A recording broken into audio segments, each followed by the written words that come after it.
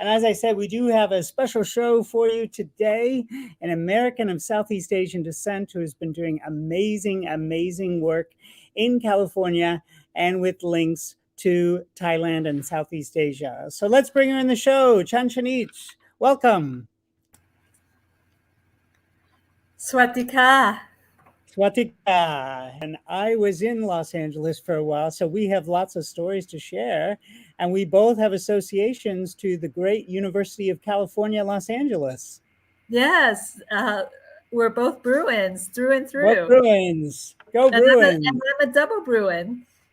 So as much as I would love to chat with you about Los Angeles and memories from UCLA, you're really here for another purpose, a very serious purpose, and that is that you are a passionate defender of human trafficking victims, and you focus on everything you can to change the conversation about human trafficking and save as many people as you can.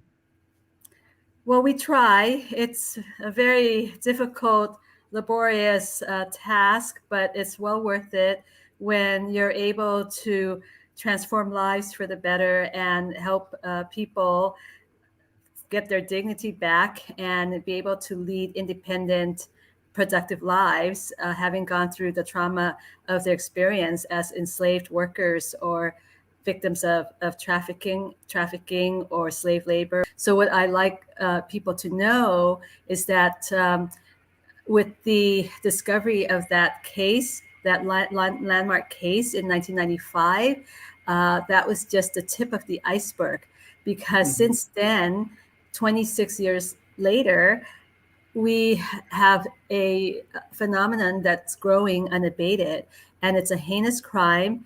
It's a scourge on this planet, and we really need to do everything to disrupt it and to eradicate it, to combat it, because we're talking about our fellow human beings whose fundamental and basic human rights are being stripped and violated, and so people need to be aware that victims of human trafficking are in our midst. They're hidden in plain sight, and that they really are all around us if we just dare to look deeper and see where victims can be, and how we can step up and find a way to help them and provide them with a opportunity to lead productive lives as independent and free individuals.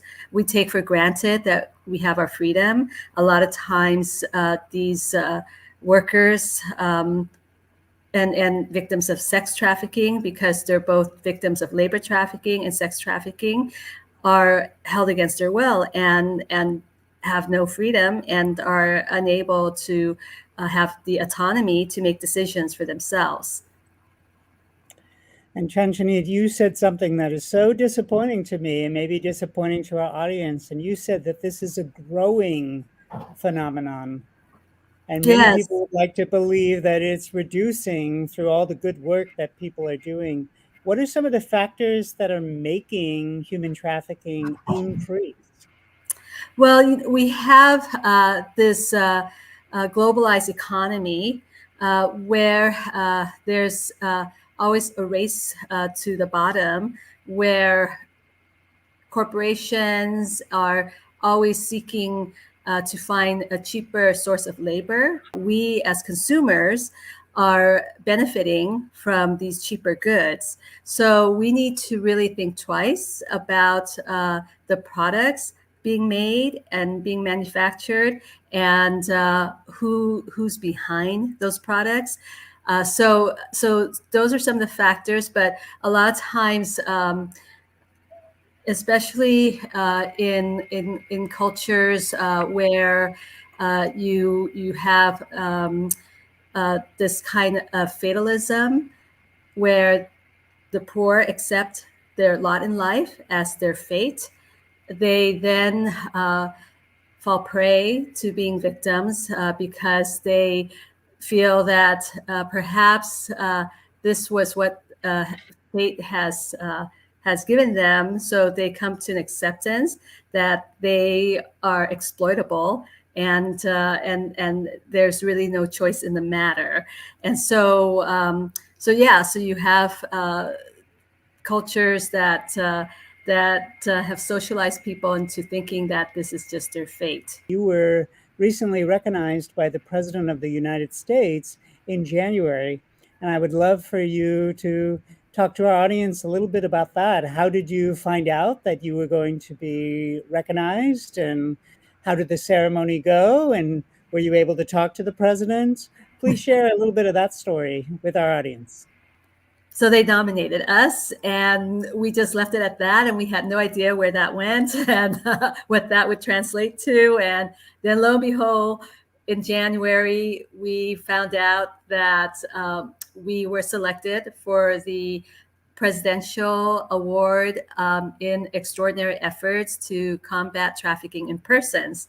So it blew us away. It came as a complete surprise, and we were thrilled, ecstatic, elated, overwhelmed, speechless. Because it was just incredible and extraordinary that we would be acknowledged at the highest level of the United States government. I mean, from the president, no less, himself. So yes, all the staff, all our board members, all our partners, people we work with to fight human trafficking, they were all ecstatic and happy, excited for us. And so we had to keep it a secret because the news of the award had to be embargoed, and so we were given like very precise instructions that we're not supposed to let anyone know except internally, not externally. So of course we could let our staff and board know.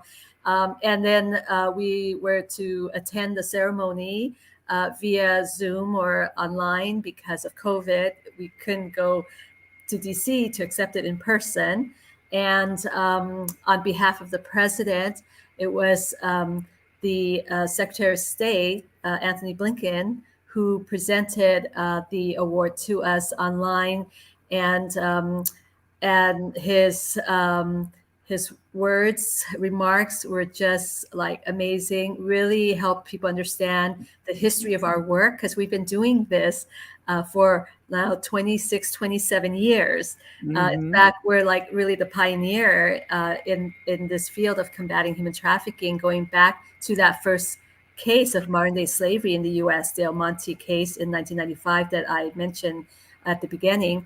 And since then, we've worked on so many more cases involving Thai nationals. And these are large group cases involving dozens or hundreds of Thai nationals. And each of these cases have set precedents over time. So he really shared that history with everyone. And in attendance were all of the cabinet members of the president, and just all the high-ranking officials in our U.S. government. So that was very gratifying and very humbling, and just we were just very taken aback. We felt very, very honored, to say the least. Yeah.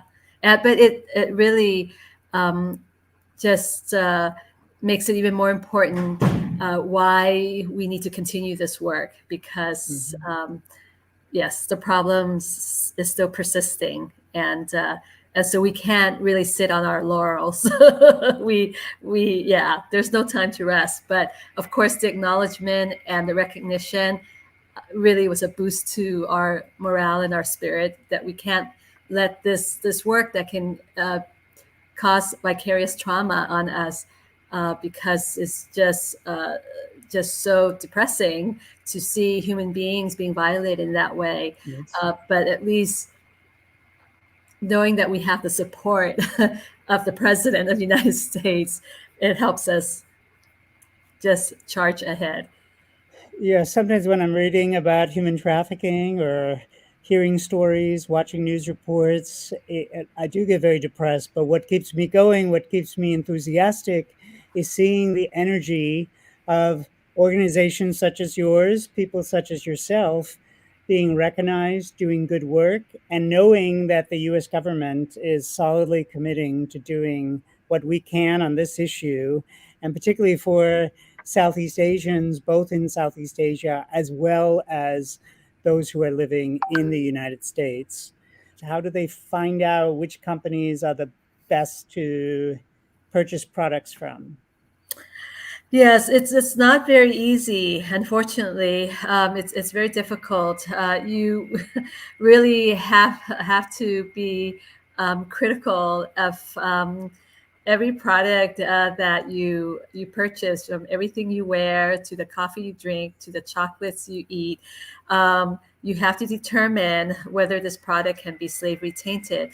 The best way to avoid slavery tainted products would be to purchase fair good products, fair trade products, Mm-hmm. because fair trade at least is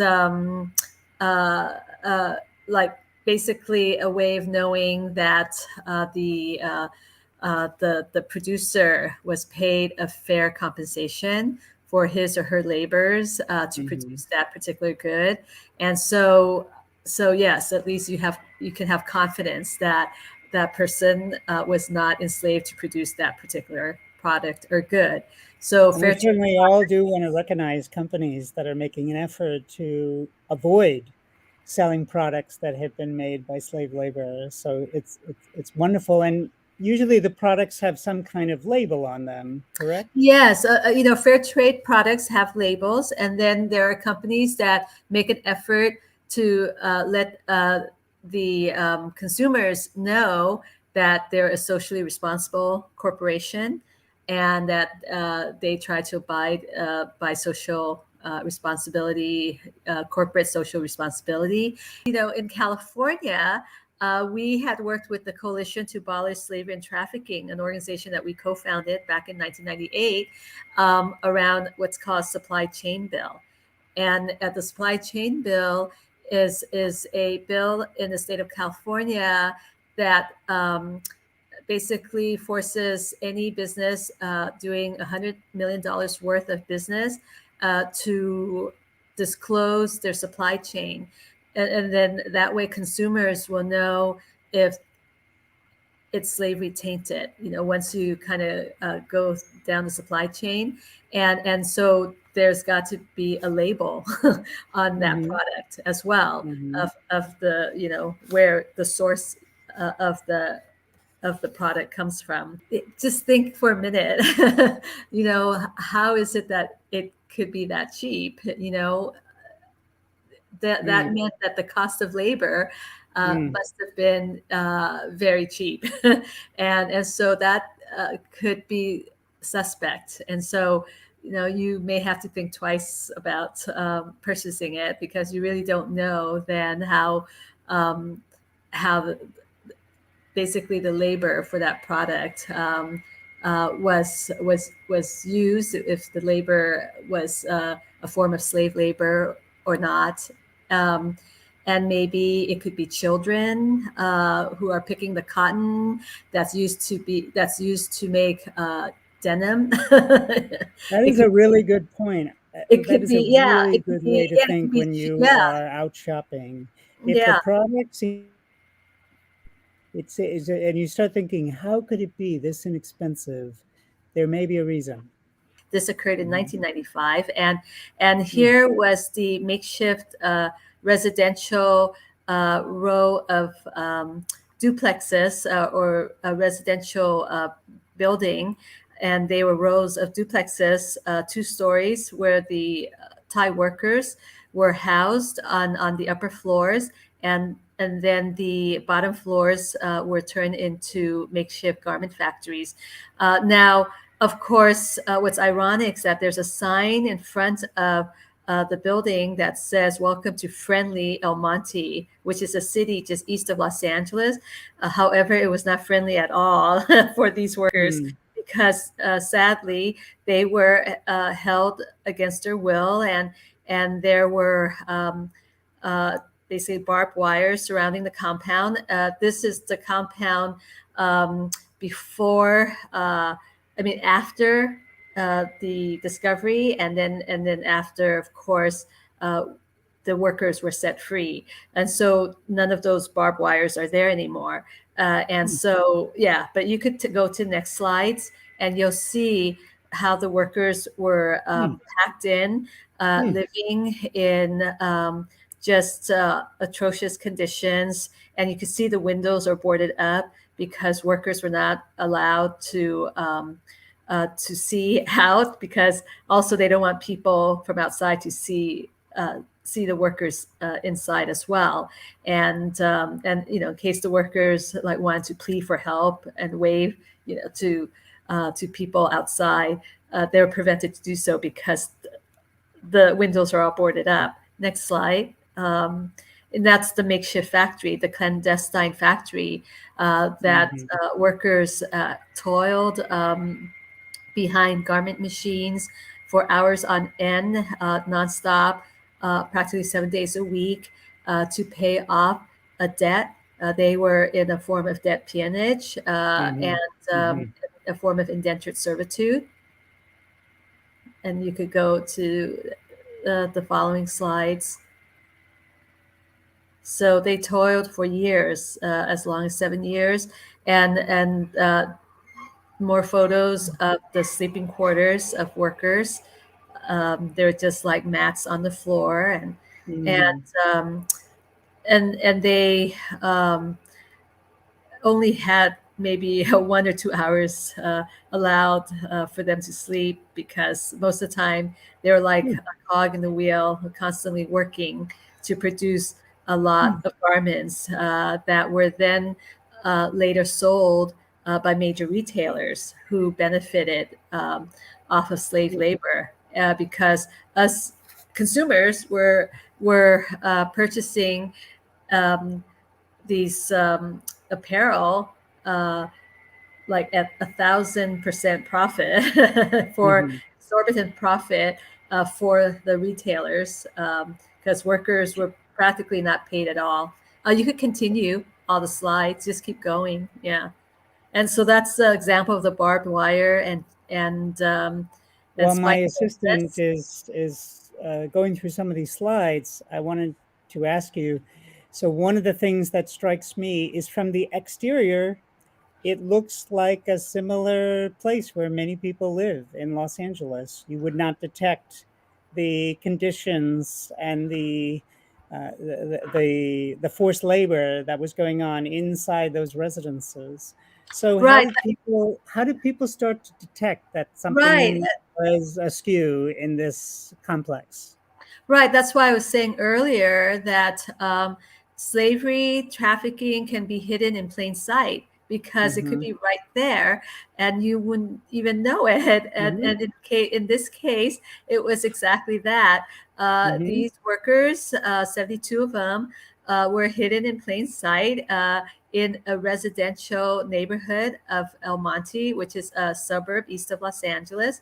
And here a photo of passports, because one of the sign of trafficking is when the passports are confiscated by the traffickers and held by the traffickers. So workers would have no, or victims would really have no right to their personal identity or identification, and all their identification would be appropriated by their traffickers. And in this case, the traffickers, their employers or slave masters had censored their letters, didn't allow them to send their letters home. So, of course, no one knew back home where they were and if they were in trouble, if they were okay. Right.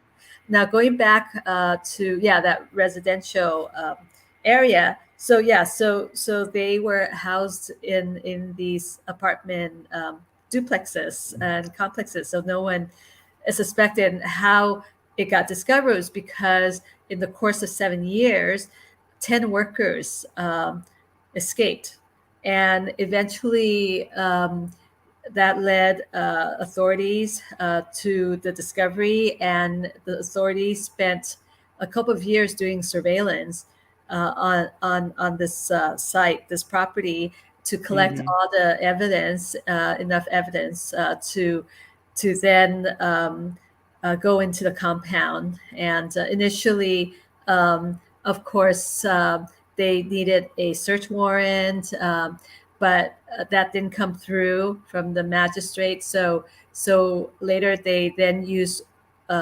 industrial homework to seize the hot goods, because workers were sewing garments in a residential compound, or basically building in a residential area that was violating the basically the zoning, and also is considered industrial homework, meaning it's not a workplace. It's not industrial workplace that they were supposed to be working in to produce these garments. It was in a home. So it's yeah.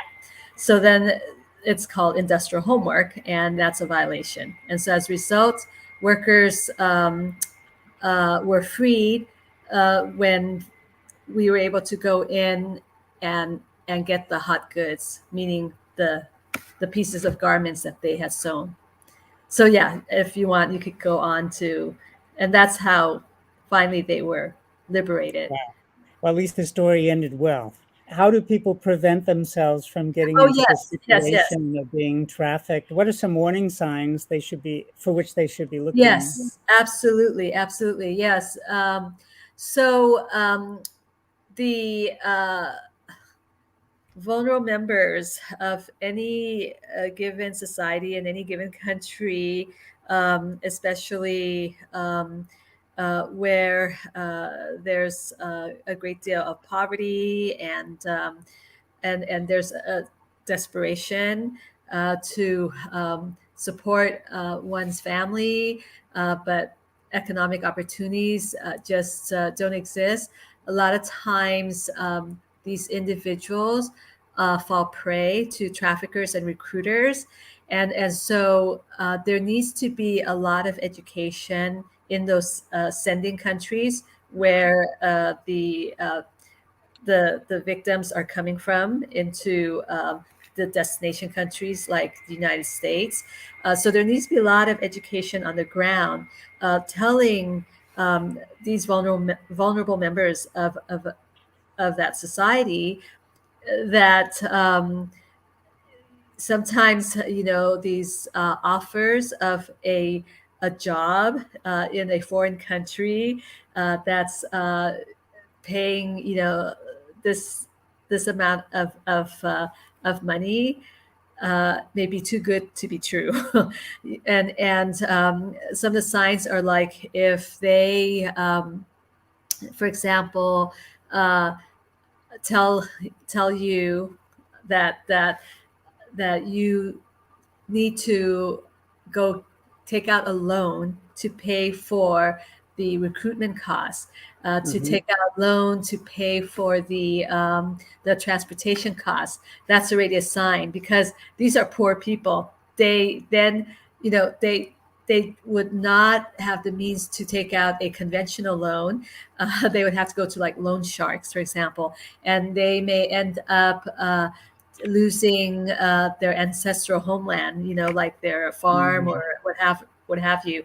And so that's a sign. And then once the trafficker gets visas processed for them to go abroad, etc., they may use a name that's not their name on the passport. That's already a telltale sign. You're not going to be entering the country in your given name. It's going to be a name that you're taking, that the trafficker is giving you, that you're taking on, that you're assuming. And then another telltale sign is like, you have no possession of your personal identification or ID, like your passport, and because the trafficker will have that passport, your passport, on him or on her the whole time, through transport, through transit. And then once you enter the country, You're completely taken to a place where you are not able to leave. Sometimes you're maybe able to maybe leave, but you can't leave unchaperoned, for example. But that's once you enter the country. Before you leave, it's really a telltale. It's very clear that you're going to be exploited if it's too good to be true, and Right. there's a lot of deception involved. So people are being duped and being like completely deceived and being lied to. And sometimes they would even come up with a contract that looks legitimate, and you sign the contract, but you get here and it's totally nothing that was spelled out in the contract. So that would be considered an illegal contract, not a lawful contract. But Wow. a lot of folks who are victimized are always going to be the less educated, unaware of their rights, have no idea, and then think that they're obligated to fulfill this contract when really you don't have to if it's not a legal contract, because it already violated everything that was agreed Mhm. upon. We're going to have to leave pretty soon, Chanchanit. Unfortunately, the time is just flying by and there's so much good information. But before we do, I know that you work on other causes, other issues. You were involved in some COVID related initiatives. And I know you participated in an ASEAN event in California. And I was hoping you would tell our audience a little bit about that event. Sure. Yes. At the outset of COVID here in the US in March of 2020, Thai Community Development Center immediately launched the Thai CDC CARES, which stands for Thai CDC COVID Aid Rapid Response Relief and Emergency Services.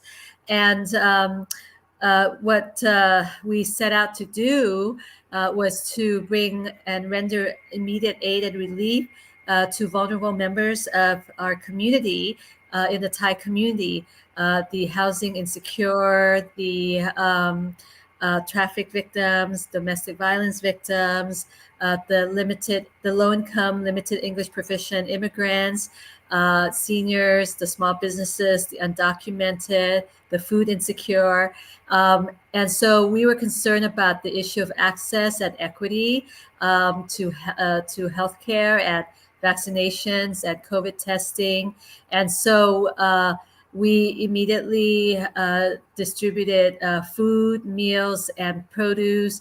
We provided cash aid up to $2 million in cash aid to over 2,000 households of basically households where there are undocumented members who did not qualify for the federal economic stimulus, nor qualified for unemployment insurance benefits, but had experienced economic hardships. And so, yeah, so ASEAN invited us to the first responders convening that included all of the first responders in the respective Southeast Asian communities in the LA area to come and share what they did to respond to COVID and the plight of their Southeast Asian community. So we were able to share what we did, between the cash aid, the food distribution. We also then started running vaccination clinics and testing clinics till this very day. We're still doing that, and passing out all the PPEs, the mask, the sanitizers, the wipes, and now And the the and and this now the event test for and this kits. event for first responders included representatives from other ASEAN member states. Absolutely, they included other members from Vietnam, from Myanmar, from Cambodia, from Indonesia, Malaysia, Thailand. So we represented Thailand. Fantastic. That's great. And that was an event that really highlighted everything that the international community was doing together in the United States as well as Southeast Asia to combat a horrible pandemic that sometimes feels like it's ending, but we'll have to see. But certainly we will continue to work together on public health, whatever public health crises continue to be something we're facing and will continue to face. Unfortunately, public health challenges will always be with us. Yes, we are right now gearing up for the fourth booster shot, and we are also gearing up for the next variant, B25 or something. That's around the corner. Well, we had such an amazing conversation today. We hit so many different topics. And if you would like to wrap us up, if you have a final thought about human trafficking, I don't know if you want to say a few words in Thai. You certainly don't have to. But if you have a final message for our audience. Sure. I just want everyone to understand that in the Monte case in particular, because it was such a landmark case, the plight of the enslaved Monte workers is the story that everyone should remember, because it is the story of survivors who, through their courage, their strength, and their perseverance brought real change to this country. And I just hope folks understand that it's ultimately this work to fight human trafficking, which challenges the existing power structure and the caste system that exists, that makes trafficking possible and places so many individuals at risk of losing their most basic fundamental human rights. You know, that this is really the work that will challenge that kind of exploitive, unfair, inequitable system. It's really if you're combating human trafficking, you're really going about systems change and helping to make this this world one that's that's more humane. Otherwise, it's just inhumane to have people being forced against their will to either work or perform sex and coerced. That's not that's not humane. Not our value. That's not a US value. That's not an ASEAN value. That's not a Southeast Asian value. And we all have to work together to combat this awful situation. So thank you so much to you, to all of your staff, and everyone in our audience who cares deeply about this issue, who's doing something about this issue. There are so many success stories that should make us optimistic, make us enthusiastic, make us keep fighting, and keep us focused on this very important issue. So thank you so much, audience, for joining us. That'll be all for this time, and I look forward to seeing you for our next episode. Thanks so much, and thank you again to Chanchanit. Thank you so much for joining us. Thank you. Swatika. Thank you. Bye. Thanks for having me.